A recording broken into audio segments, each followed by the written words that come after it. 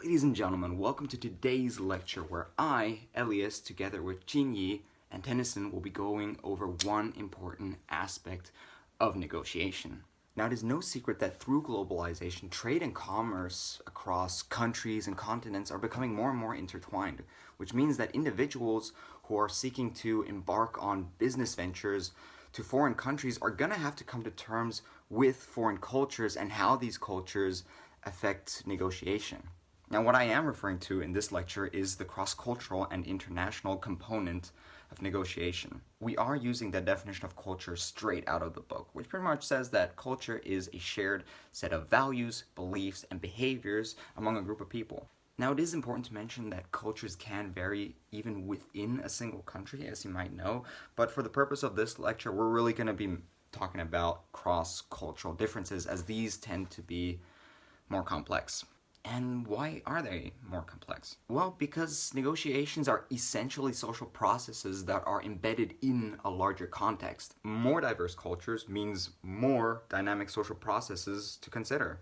Speaking of context, there are two in particular that you need to pay attention to in cross-cultural negotiations. First of all, you have the environmental context, which refers to all factors that are beyond the control of the negotiators. And these can pretty much include the political landscape or ideological differences. And second of all, you have the immediate context, which refers to all the factors that negotiators do have control over, such as the relationship with the other negotiator or relative bargaining power, as you can see here. Just to briefly recap, context is crucial as it pretty much lays out a path to how your negotiation could go. And ignoring these contextual factors could lead to your negotiations going like... So, what's the scientific state of cultural negotiations then? Well, to hardly anyone's surprise, people from different cultures negotiate differently. And these cultural differences are significant, as a 1989 study showed that cross-cultural negotiators would generate lower profits than intracultural negotiations. And these differences in culture manifest themselves into negotiation in several different ways, such as in the negotiation process and outcomes. Take, for example, countries like Japan or China that have a more collectivist culture, which means they care for one another and they look out for the collective as opposed to the individual. These countries are more likely to seek out integrative distribution solutions, while more individualistic countries, the US, did I say something? The US tend to reach for more distributive outcomes. Information sharing is also another process that is highly dependent on the culture, as some people like more direct information exchange to indirect information exchange. And you might be able to guess who prefers what. And lastly, we have conflict resolution. There are countries like the US that prefer a more dominating style to resolving conflicts, and others that like a more avoiding or integrative style of resolving conflicts. So we just looked at how different cultures can manifest themselves into the negotiation process, but how would you go about conceptualizing culture in international negotiations? Researchers have generally conceptualized culture in 4 different ways. Number 1, culture as learned behavior. This pretty much treats cultures as behaviors that you can simply learn or adopt. This usually results in a list of do's and don'ts for different cultures, which are pretty easy to learn and to adopt for practitioners. For example, in most European countries, you do want to shake hands firmly and maintain eye contact.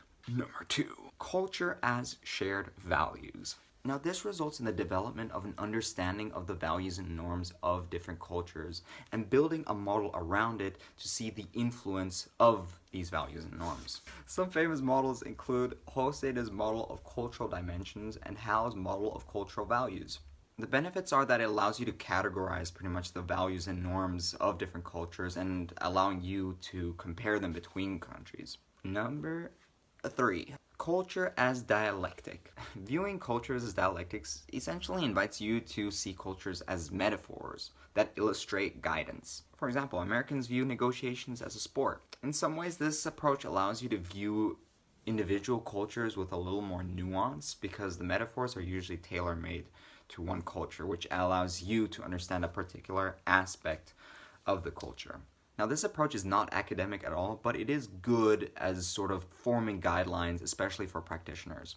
And lastly, number 4, culture in context. Now this one is the most complicated as it dissects culture into different levels and views social behaviors within negotiations as complex with a multitude of factors.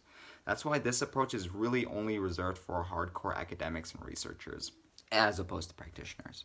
Speaking of hardcore researchers, what are some potential avenues for future research? Well, there are several, actually. Well, for one, there's always room left to understanding cultures on a more deeper level, especially from a Western point of view. In fact, there's so much depth in all the cultures that we come across, and while much has been done to understanding Asian cultures, there's still a lot of room left and potential to understanding African, South American, or Middle Eastern countries, for example. Another interesting facet is to look at the ever-changing world itself and how the changing dynamics of the world impact culture and its effect on negotiations. Take, for example, the impact of globalization or the internet itself and how these have completely shifted the way that negotiations are being done. And lastly, in a similar vein, as the world changes, so do cultures, so it is important to stay updated on the changes that are happening right now. Now, if all this sounds too theoretical, don't worry. We're going to go to some practical tips that you can take with. For that one person who actually did read all the chapters, the book does offer general strategies depending on your level of familiarity with a given culture. So if you're not very familiar with a culture, it might be good to hire an advisor or mediator to mediate or advise you on the proper business conduct.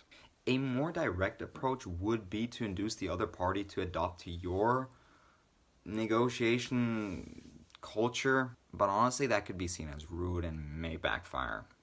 Now, if you're moderately familiar with the other person's culture, then you could try to adapt to their culture, or you can try to find some common ground and see if you can maybe find a mutual approach after coordinated adjustments, that is.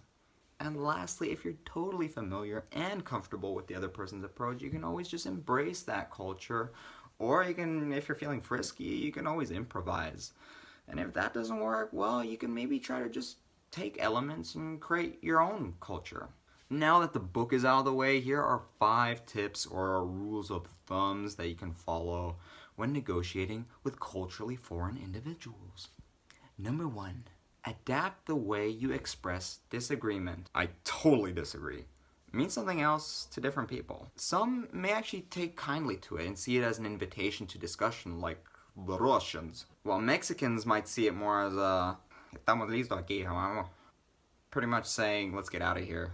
It's not going anywhere. At this point, it is important to mention the use of upgraders and downgraders, which can be used to strengthen or weaken your arguments, such as "I totally, completely, utterly disagree," or "I kinda maybe-ish disagree." See the difference? You saw the difference, right?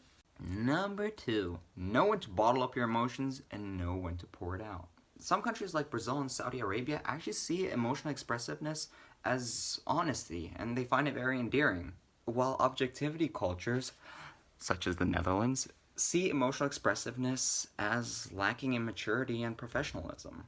Number 3, learn how the other culture builds trust. Now there are 2 categories of trust: cognitive trust and effective trust. The former being based on accreditation and the latter being based on feelings and emotions.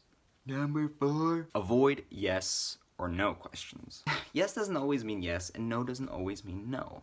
Confusing? Yes, or should I say no? Take, for example, the Japanese. They have the unique word "hai," which is a willingness to comply, but it's not a hard yes. So often international negotiators get confused when they hear "hai" because they think it means yes, when in fact it just means, I see your point. And lastly, number 5, be careful about putting negotiations in writing. Some cultures see verbal agreement as being perfectly sufficient, while others see a written recap as a sign of distrust. As you can see, responding to other cultures does not always boil down to, when in Rome, do as the Romans. But as we all know, knowledge is power, and perhaps the way to go is by knowing thy audience. Thanks for watching.